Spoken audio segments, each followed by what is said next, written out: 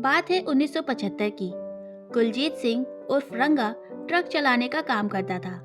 मन नहीं लगा तो वो मुंबई में टैक्सी चलाने लग गया, लेकिन उसका मन यहाँ पर भी नहीं लग रहा था। इसलिए एक दिन रंगा ने श्याम सिंह नाम के एक आदमी से कुछ अलग करने की बात कही। श्याम ने रंगा को जसबीर सिंह के बारे में बताया कि जसबीर सिंह बहुत पहुंचा हुआ आदमी है, 2 विदेशियों की हत्या कर चुका है और बहुत पैसे कमाता है। रंगा ये सुनकर तुरंत जसबीर का फैन हो गया। उसने श्याम से उसे जसबीर से मिलवाने की बात कही। श्याम सिंह ने जसबीर सिंह और बिल्ला से उसकी मुलाकात करवा दी और बन गई रंगा और बिल्ला की जोड़ी। रंगा और बिल्ला मुंबई में कार चोरी करते और फिर उसे बेच देते, बच्चों को किडनैप करते और वसूली लेकर छोड़ देते। एक बार बिल्ला पकड़ा गया। पुलिस ने बिल्ला को पकड़कर थाने की जेल में बंद कर दिया, लेकिन कुछ दिन बाद बिल्ला जेल से भाग गया। इसके बाद दोनों ने मुंबई के बजाय दिल्ली और आसपास के हिस्सों में क्राइम करना शुरू किया। 1978 के जून के महीने में अशोक शर्मा की कार को अशोका होटल के सामने से रंगा और बिल्ला ने चोरी कर लिया और इसी गाड़ी से उन्होंने सबसे बड़े अपराध को अंजाम दे दिया। नेवी ऑफिसर मदन मोहन चोपड़ा धौला कुआं के ऑफिसर्स कॉलोनी में रहते थे। उनके 2 बच्चे थे, गीता चोपड़ा जिसकी उम्र 16 साल थी और संजय चोपड़ा जो कि 14 साल का था। Geeta Jesus and Mary college से कॉमर्स की पढ़ाई कर रही थी, वही संजय मॉडर्न स्कूल में 10th क्लास की पढ़ाई कर रहा था और साथ ही बॉक्सिंग की भी प्रैक्टिस करता था। गीता को उसी बीच ऑल इंडिया रेडियो से एक ऑफर आ गया। उसे 26 अगस्त 1978 को वेस्टर्न सॉन्ग्स के एक इन द ग्रुप प्रोग्राम में हिस्सा लेना था, जो कि उसी रात 8 बजे एयर होना था। प्रोग्राम में भाग लेने के लिए जब घर से गीता निकली तो उसके साथ संजय भी जाने की बात करने लग गया और दोनों घर से निकले। कॉलोनी के ही एक आदमी ने उन्हें गोल्ड डाकखाना तक की लिफ्ट दे दी। गोल्ड डाकखाना से आकाशवाणी सेंटर थोड़ी ही दूरी पर था। गीता और संजय टैक्सी के इंतजार में सड़क के किनारे खड़े थे। तभी रंगा और बिल्ला पीले रंग की फिएट कार लेकर आए और लिफ्ट देने के बहाने दोनों को बैठा लिया। इधर घर में बैठी माँ रूमा चोपड़ा ने 8 बजे रेडियो खोला तो गीता को छोड़कर बाकी सबकी आवाजें आ रही थी। उन्हें लगा कि शायद प्रोग्राम कैंसिल हो गया है। पहले 2 मिनट में रंगा और बिल्ला की आपस में नजरें मिली और आंखों ही आंखों में इशारा हो गया। उन दोनों ने गाड़ी आकाशवाणी की बजाय दूसरे रास्ते पर मोड़ ली। गीता ने कहा कि कहाँ लेकर जा रहे हो, आकाशवाणी तो दूसरे रास्ते पर है, लेकिन उन दोनों ने कुछ नहीं बोला। तब गीता और संजय को समझ में आ गया कि वो फंस गए हैं। उन्होंने गाड़ी को रुकवाने की कोशिश की तो बिल्ला ने धारदार हथियार से संजय के कंधे और हाथ पर हमला कर दिया। संजय की पूरी शर्ट खून से भीग गई। दूसरी तरफ गीता गाड़ी चला रहे रंगा के बाल जोर से पकड़कर खींचने लगी। रंगा हाथ छुड़ाने की पूरी कोशिश कर रहा था। फिर उसने गाड़ी शंकर रोड के भीड़ वाले इलाके में मोड़ ली। संजय ने शीशे से मुंह सटाकर जोर जोर से चिल्लाना शुरू कर दिया। संजय की आवाज भगवान दास नाम के एक आदमी ने सुनी, जो कि बंगला साहब गुरुद्वारे से नॉर्थ एवेन्यू की ओर स्कूटर से जा रहे थे। बच्चों को चिल्लाते देखा तो उन्होंने गाड़ी रोकने की कोशिश की। तभी बाकी लोगों ने भी चीखने की आवाजें सुनी और एक आदमी गाड़ी से लटक गया, लेकिन रंगा ने गाड़ी तब भी नहीं रोकी। भगवान दास ने तुरंत पुलिस को इन्फॉर्म कर दिया। उन्होंने बताया कि गाड़ी में 2 बच्चे बंद हैं और गाड़ी का नंबर MRK 8930 है।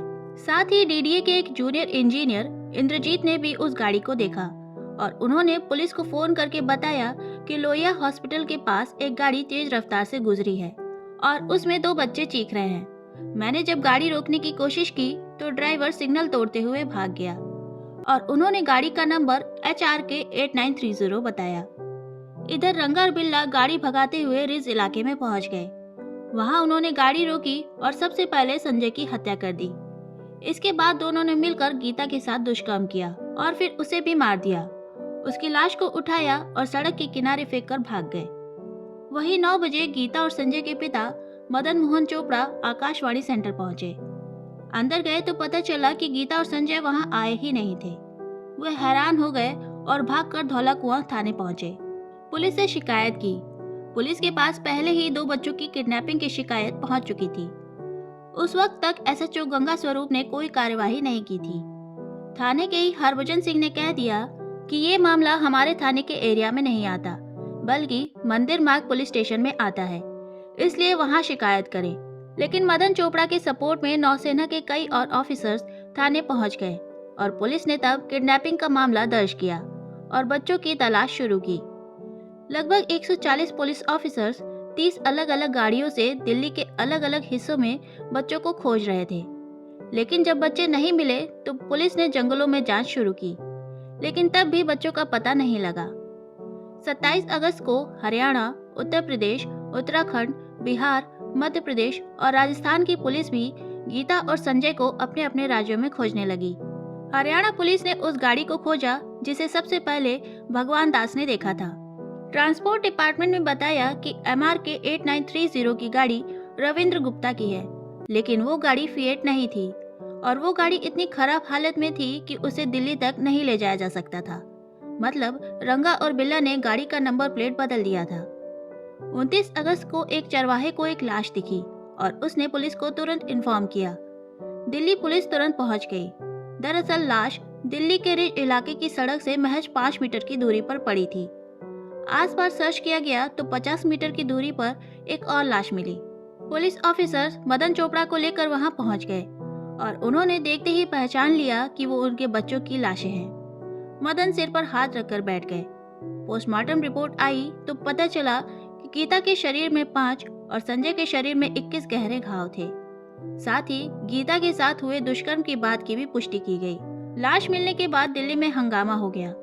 उस वक्त के प्राइम मिनिस्टर मोरारजी देसाई से इस्तीफे की मांग की गई। उस वक्त के विदेश मंत्री अटल बिहारी वाजपेयी जब दिल्ली में प्रोटेस्ट कर रहे लोगों से मिलने पहुंचे तो किसी ने उन पर पत्थर मार दिया। 8 सितंबर 1978 को रंगा और बिल्ला कालका मेल के उस डब्बे में चढ़े जिसमें सारे फौजी भरे थे। आर्मी के ही ऑफिसर लांस नायक AV शेट्टी ने पिछले दिनों इनकी फोटो न्यूज़पेपर में देखी थी और उन्होंने तुरंत रंगा बिल्ला को पहचान लिया और पुलिस को इन्फॉर्म कर दिया और रंगा बिल्ला गिरफ्तार हो गए। गिरफ्तारी के बाद केस बहुत तेजी से चला। पुलिस ने दोनों से अलग अलग पूछताछ की। DNA जांच हुई और सबूत और DNA रंगा बिल्ला से मैच कर गए। सेशन कोर्ट ने दोनों को फांसी की सजा सुनाई। रंगा बिल्ला ने दिल्ली हाईकोर्ट में अपील की, पर 26 नवंबर 1979 को हाईकोर्ट ने भी उन्हें फांसी की सजा सुनाई। फिर उन दोनों ने सुप्रीम कोर्ट में अपील की, पर सुप्रीम कोर्ट ने भी फांसी की सजा को बरकरार रखा। फिर रंगा बिल्ला ने तत्कालीन राष्ट्रपति नीलम संजीव रेड्डी को याचिका भेजी ताकि उन दोनों की फांसी की सजा को उम्र कैद में बदल दिया जाए, लेकिन राष्ट्रपति ने भी इस याचिका को खारिज कर दिया। फिर आखिरकार 31 जनवरी 1982 को फांसी की तारीख तय कर दी गई। तिहाड़ जेल में सुबह 5 बजे उन दोनों को फांसी के तख्ते पर लाया गया, जहां मेरठ के कालू और फरीदकोट के फकीरा जल्लादों ने लीवर खींच दिया।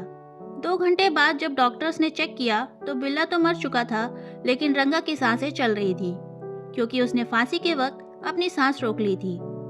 फिर एक ऑफिसर फांसी के तख्त से नीचे उतरा और उसने रंगा के पैर खींच दिए और रंगा भी मर गया। रंगा बिल्ला के घर वालों ने अंतिम संस्कार के लिए लाश ले जाने से मना कर दिया था, तो जेल प्रशासन ने ही अपनी तरफ से उन दोनों का अंतिम संस्कार कर दिया।